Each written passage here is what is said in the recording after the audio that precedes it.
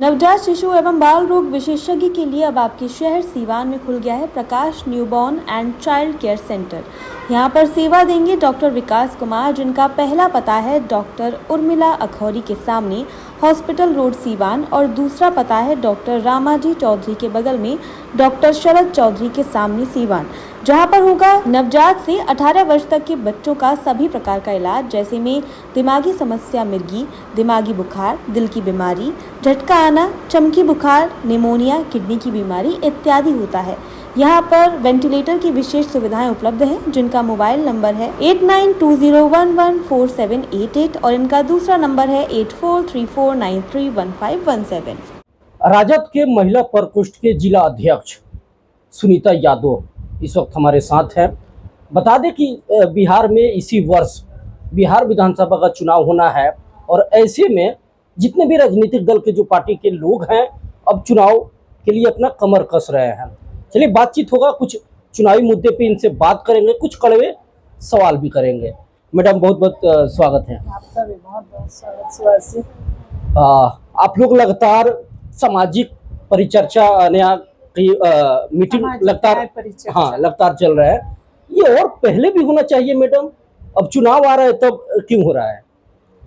और पहले समय तो परफेक्ट है, ये एक तरह का प्रशिक्षण है हम लोगों के लिए, जिसको एक ट्रेनिंग बोलते हैं। तो ये एक चुनावी ट्रेनिंग ही समझिए एक तरह से, कि हमें हर तरह का इसमें एक ज्ञान दिया जा रहा है कि कैसे हम लोग अपने संगठन को मजबूत बनाएं, कैसे बूथ लेवल तक जाके।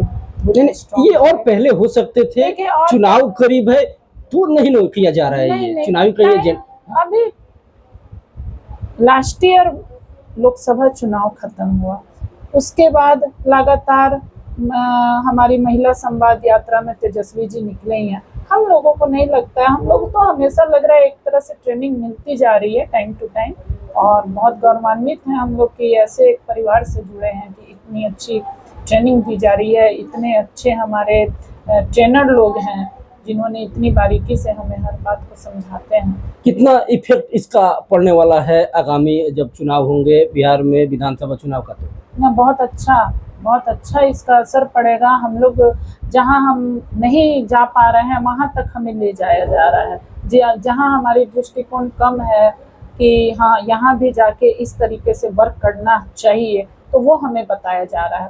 तो इसका बहुत अच्छा असर पड़ेगा इसका। लगातार मैडम आपको भी देखा जा रहा है, क्या चर्चाएं हो रही है, क्या रणनीति तैयार किया जा रहा है? रणनीति मैं नहीं बताऊंगी, चर्चाएं जो हो रही हैं तो आप देख रहे हैं। मैं ही नहीं लगी हूँ, हमारा पूरा राजद परिवार लगा है और इस बार ठान लिया है कि तेजस्वी जी को मुख्यमंत्री बनाना है, सिर्फ सिवान में ही नहीं पूरे बिहार में। महिला प्रकोष्ठ के जिला अध्यक्ष का जो जिम्मेवारी है आपके कंधों पे है, तो महिलाओं को खास करके संगठन को लेकर के कितना आप सजग हैं और कितना मजबूत कर पा रही हैं, और चुनाव आते आते तक क्या लग रहा है? कर रही हूँ और बेहतर करने की कोशिश भी कर रही हूँ और उम्मीद है कि बेहतर होगा। महिलाएं जुड़ रही हैं और स्वेच्छा से जुड़ रही हैं। जब उनको जो हमारा मैनिफेस्टो है, जो योजना लाए हैं तेजस्वी जी हमारी बहनों के लिए, माताओं के लिए, दिव्यांगों के लिए, और वृद्धा पेंशन जो है, तो इस तरह का जब योजना हम लोग जाके हर गली हर चौक चौराहे पे जब महिलाओं को बताया जाता है तो वो बहुत इससे खुश होती हैं और वो आसानी से हमसे जुड़ पाती हैं। विपक्ष की जो पार्टी है लगातार दावा कर रही है कि इस बार का जो 8वां विधानसभा है वो हम लोग के खाते में, हम लोग के झोली में जाएगा। जुमलेबाजी करना उनकी आदत है और ख्याली पुलाव भी पकाते हैं वो तो कहाँ 400 पार जा रहे थे, तो वो भी तो एक जुमला ही था। खैर देखा जाए, सपना उनका देखना वो अधिकार है उनका, वो सपना देखें। आप लोग भी तैयारी कर रहे हैं काफ़ी मजबूती से इस बार, क्या लग रहा है 8 विधानसभा जो क्षेत्र है, कितना सीट आप लोग अर्जित करने वाले हैं इस बार? हम लोग तो 8 के 8 अर्जित करेंगे। फिर आप लोग भी दावा कर रहे हैं कि 8 है वो? क्योंकि जनता बेवकूफ़ थोड़ी बनेगी, और कितना बेवकूफ़ बनाएंगे। 15-20 सालों से तो बेवकूफ़ी बना रहे हैं, अब जनता भी जान चुकी है इनकी सच्चाई, इनकी असलियत। तो इस बार तो 8 सीट हम लेंगे। क्या है मैडम आप लोग के साथ इस बार चुनावी मुद्दा क्या है विधानसभा का खास करके? बेरोजगारी, महंगाई, आरक्षण देखे ही आप लोगों ने, घुटने तो टेक दिए केंद्र सरकार ने, आरक्षण तो ले लिया हमारे तेजस्वी प्रसाद यादव जी ने।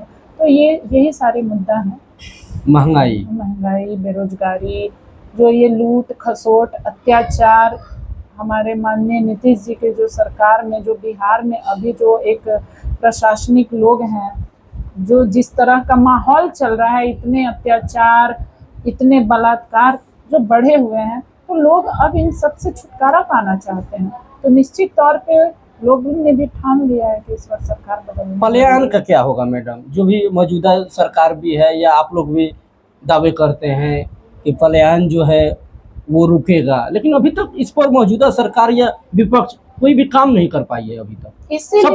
इसीलिए तो इस बार बिहार की जनता ने ठाना है कि तेजस्वी जी को मुख्यमंत्री बनाना है। एक तेजस्वी जी ही है जो पलायन रोक सकते हैं। छोटे छोटे उद्योग लगेंगे तो क्यों जाएंगे यहाँ के नौजवान लोग, या जो अपना जीवन यापन जाके बिहार से बाहर अपना जीवन यापन चलाते हैं, पैसे कमाते हैं, परिवार गांव में रहता है, तो जब यहाँ ही रोजगार मिलेंगे लोगों को तो क्यों जाएंगे कोई अपने घर परिवार बच्चों को छोड़ के। कितना जरूरी है मैडम रोकना, खास करके पलायन, क्योंकि काफी संख्या में लोग दूसरे राज्यों में जाते हैं, मजदूरी करते हैं, कितना?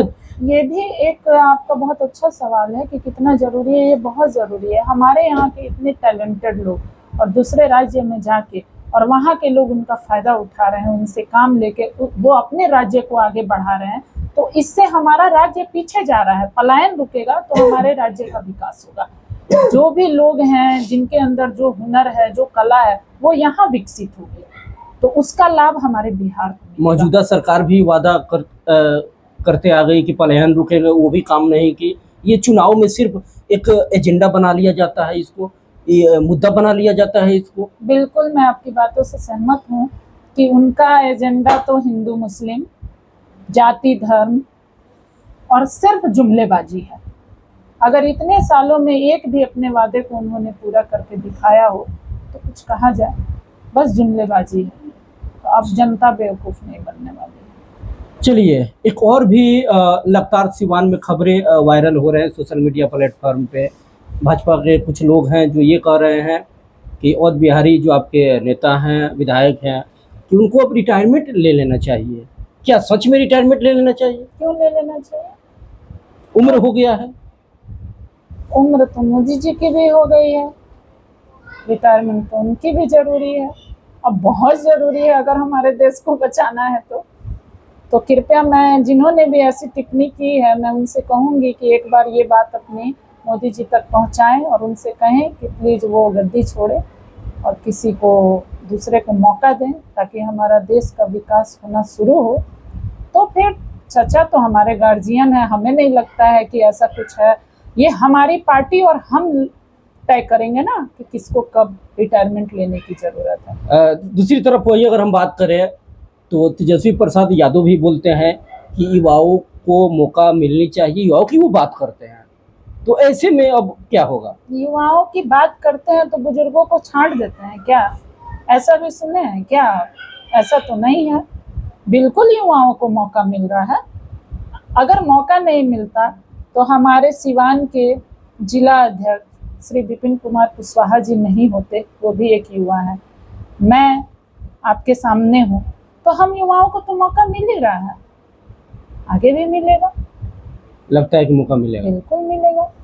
चलिए, क्या कुछ कहेंगे? आखिरी प्रश्न है इस बार। आपके चैनल के माध्यम से सिवान की जनता से अपील करूंगी कि इस बार जाति धर्म जात पात सबको मिटा के और अपने बच्चों का भविष्य तय करना है, उनके भविष्य को उज्जवल बनाना है, तो श्री तेजस्वी प्रसाद यादव जी को मुख्यमंत्री बनाएं। मैं हाथ जोड़ के सिवान की पूरी जनता से निवेदन करूंगी, इस बार बदलाव करें। चलिए, शुक्रिया, बहुत बहुत धन्यवाद। चलिए, हमारे साथ राजद के महिला जिला प्रकोष्ठ के अध्यक्ष सुनीता यादव थी, जिनसे हमारी खास करके चुनावी मुद्दे पे इनसे बात हुई। बड़े ही बेबाकी से इन्होंने हर एक सवालों का जवाब भी दिया। फिलहाल आपकी क्या राय है इस खबर को देखने के बाद से? आप भी अपना राय कमेंट बॉक्स में अवश्य लिखें।